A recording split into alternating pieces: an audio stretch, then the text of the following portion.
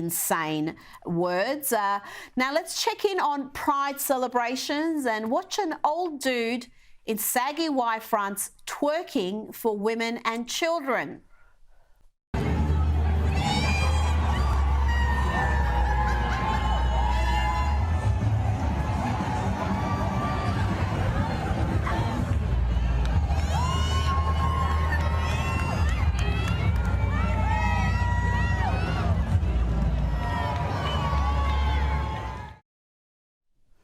Just gross. What sort of mother takes her child to see that and sits there clapping and cheering?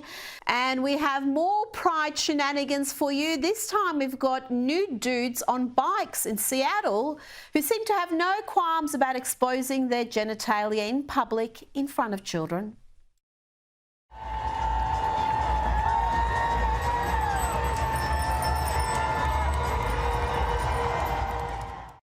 Pride Month is no longer about tolerance and acceptance, but about pushing a minority lifestyle onto the majority, with potentially disastrous consequences. You're taking the wrong flag down, mate. Yeah, well, you think I don't know that? Well, you know that. At least you know that. 100%. Now, it is Pride Month and rainbow and trans flags are everywhere. Many are asking, is this really an oppressed movement? Everywhere I look around, love is in the air. Doesn't look to be much oppression happening there. I mean, you know, you've got every corporate kosher, every government agency, celebrities, sporting bodies, everybody's coming out pledging allegiance. I mean, really, is this a movement that is faced with oppression, crippling oppression, that it needs a Pride Month?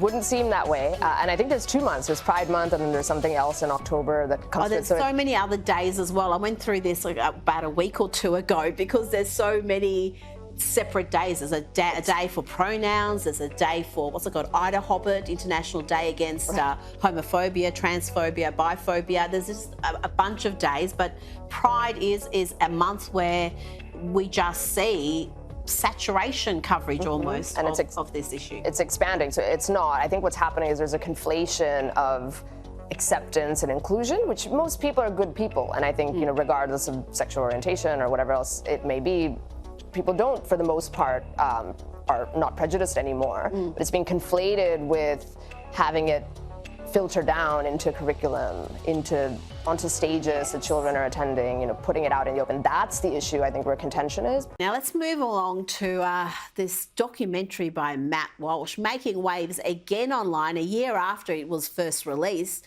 It asks the question, what is a woman? Take a look. What is a woman? Can you tell me that? Well, you're at the Women's March. You must have some idea. Please, if one person could tell me what a woman is. You are not here for women.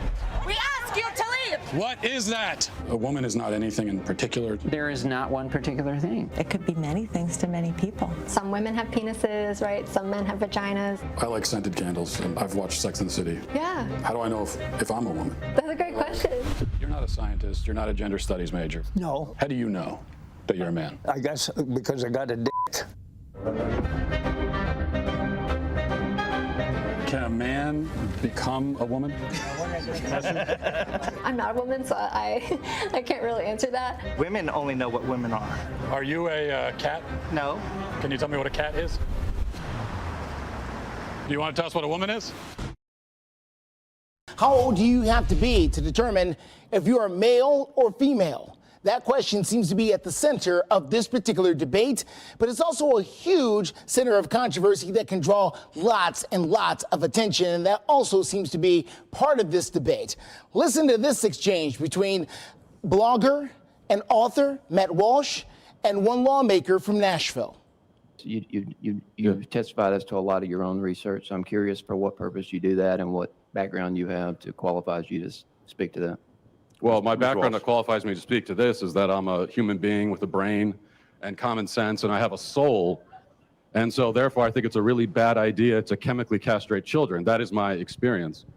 Also, I did, now it's true, I didn't I didn't go to college, but I did go to school long enough to learn how to read so I can read the data for myself, and that's exactly what I've done. Representative Clements, you're And for what purpose do you conduct your research and use this brain of yours? Mr. Walsh, you're recognized. I use it for the purpose of trying to protect children from being castrated and mutilated. That's one of the things I try to do.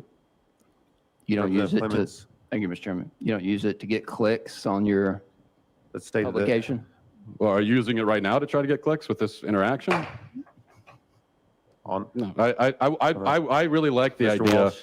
of getting of drawing attention to the fact that this is happening to children. I know you seem to find it very amusing. I don't.